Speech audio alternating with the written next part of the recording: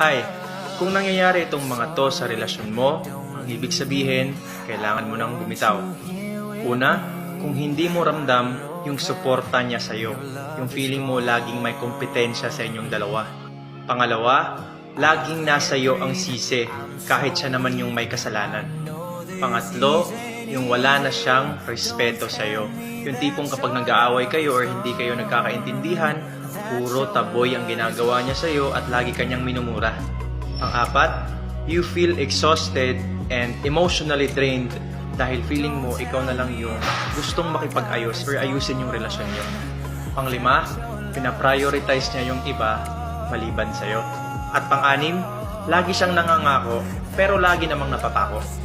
Mahirap bumitaw sa isang relasyon lalo na't mahal na mahal mo yung tao. Pero mas mahirap kung ikaw na lang yung patuloy na lumalaban at hindi ka naman pinahahalagahan.